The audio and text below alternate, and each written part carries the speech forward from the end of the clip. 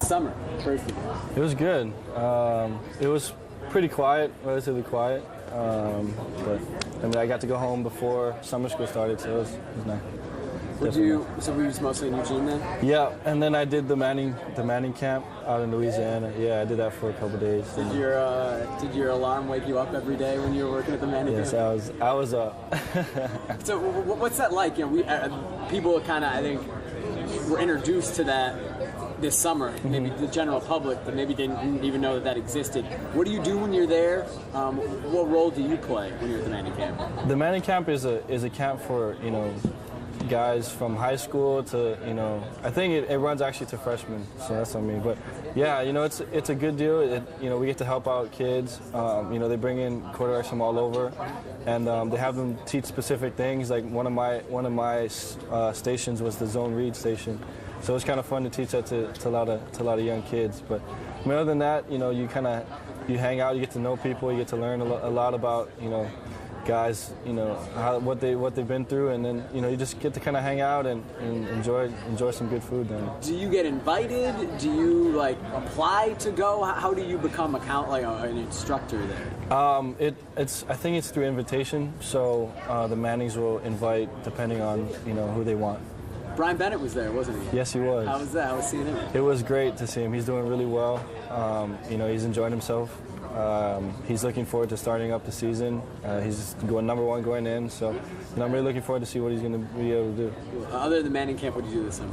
I was out in Eugene, hung out, you know, worked out, had summer school, which, you know, kept me relatively busy, but, you know, it's kind of a nice little quiet time before the season started. Now that you're the guy going in, did it change your approach this summer from a leadership perspective? Yes, from a leadership perspective it did, just because Coach Helfrich wants me to be a little more vocal, you know, get out of my shell a little bit, and you know, I got to thank the guys because they kind of helped me along the way with that, because I tend to be a little quiet in nature, but you know, it's one of those things that, you know, I'm learning and, you know, growing at the same time.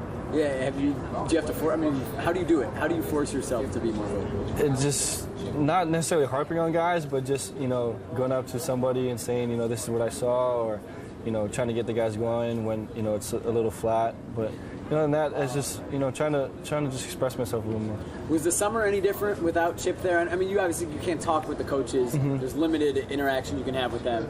But since he's gone, was there any difference to the summer? You know, not really. You know, like you said, we don't have a lot of contact with the coaches. So basically, we were just kind of on our own, you know, making sure we get 7 on and different stuff going. But, you know, I'm really looking forward to fall camp, because that's when we're really going to have starting, you know, to get hands-on with the coaches and you know, just, you know, learning a lot more from these guys. Who impressed you this summer, the guys you were working out with? I mean, everyone was there, everyone was working hard, but, you know, there's a few freshmen that kind of stood out, you know. Rodney did really well, and, you know, guys like Devin Allen and Thomas, and, you know, I could name all the freshmen, because they came out and they really were prepared and they really worked hard, but, you know, I'm just excited to see those guys go. I've heard a lot about Rodney. What makes him stand out? I can remember the first 7 on, he stepped right in and you know, was making plays. He was all over the field, and you know, that's saying a lot for a guy just coming straight out of high school. But at the same time, you know, we're really looking forward to seeing these guys in pads and seeing how they react to the speed. Scott Frost is going to be calling plays this year. Plays coming up from the booth as opposed to being called on the field like Chip used to do. Does that change anything? Does that change how fast you guys can go? Not at all. I think I'm sure Coach Helfrich will have his input as well. But, you know, Coach Frost, you know, he understands that tempo is really our asset, and, you know, I think we're going to continue just to try to push the pace. The mechanics of that, I mean, how will that? Do you know how that will work? Will he signal down? Will he call the play down to Helfrich, and then Helfrich will call it in, or how will the mechanics of that? You know, honestly, I don't know that yet. I'm sure they'll level that out during fall camp. But other than that, you know, I'm not too sure. D'Anthony, you know, is back again. Obviously, everybody knows what he can do. What do you see his role being this year? You know, I see it just the same as it has been the last couple of years. I'm sure, you know, we're going to try to give him the ball a little more in the backfield, but at the same time, you know, he's such a versatile athlete that, we need to get him the ball in space, whether that's out, on flat routes or, inside zones. It's just we got to find a way to get the guy the ball because he can really make plays for us. That being the case, who's gonna shoulder the load running the ball as a traditional running back? We're gonna find that out in fall camp. I'm sure Coach Helfrich and Coach Frost, they're gonna try to iron out who's gonna be shouldering most of the load. But I really can trust any one of those guys. I mean, Byron or if it's Thomas, I feel like any of these guys can really just kind of take the load on, and I'm really looking forward to seeing who it is. There was an interesting article that came out yesterday on the Monday Morning Quarterback, which is Peter King, Sports Illustrated. He has a new site about stopping the zone read, and it's basically they went in and sat down with Stanford's their defensive coordinator, who I think was teaching this to NFL players or NFL coaches, and it was basically talking about stopping you guys and how they stopped you guys. Do you think that it's teams are being able to figure out how to stop what you guys do offensively? That's a hard question. Honestly, I don't know, but I think relatively it was that game when we played Stanford. It was a token to them because it came out they played hard, and they did a really good job of tackling in space. And I think when you tackle guys in space, especially our guys, that kind of slows us down a little bit. But more than that, I think it's not easy to stop, and I don't know if people can figure it out. Does that Stanford game motivate you guys? Have you used that as motivation? I don't think we need to use it as motivation. I feel that being as close as we were last year to going all the way, I think it's enough of motivation to get guys going. Yeah.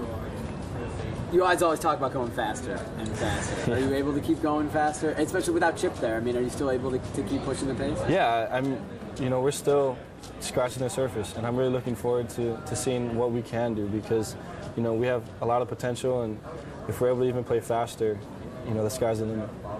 So I referenced him earlier, but Johnny Manziel is a guy who gets a lot of hype. At one time you guys were both going to come here.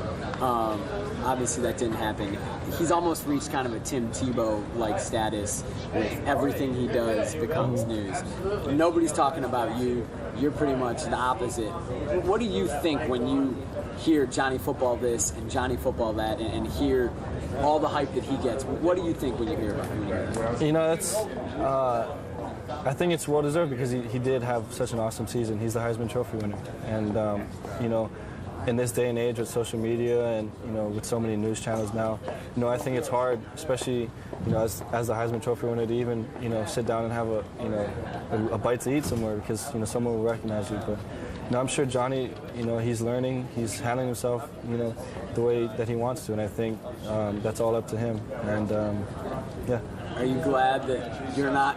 You seem to, not. He seems to embrace that kind of spotlight, where you seem like a different kind of person. Are you glad that isn't coming on you? Oh, definitely. I mean, yeah. I don't like the limelight. I tend to just, live a little low key, and he's done like you said, he's done a good job of embracing it. He's done a good job of just, showcasing himself as well as Texas A&M.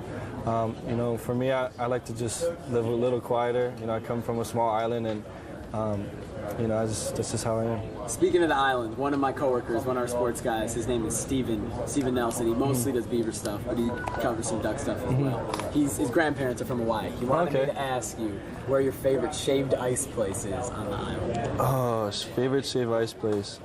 It's actually it's on Kauai. There's a place by Hanalei Bay. It's this kind of hole in the wall, and this old lady, she's been working there forever. Whenever I go to my grandparents' house in Kauai, we always try to go over there and get some shaved ice. But she does an awesome job, and that's probably definitely the best that I've What's it called? I don't remember the name, but I've been going there since I was a little kid. Okay. Yeah. How about your favorite Hawaiian place in Eugene? Favorite Hawaiian place? Hawaiian time is not bad. It gets the job done. It's good food, but nothing compares to the food from home. Marcus, thanks, man. Of course. Appreciate nice to see you. Sorry, I'm from Eugene. I'm gonna milk these guys for all it's worth. About 8 minutes each, and for people, Yeah, 8 minutes as well. that's great. Thanks, man. I'll see you back in Eugene. See you on Monday. Huh? Well, a week from Monday. Yeah. Cool.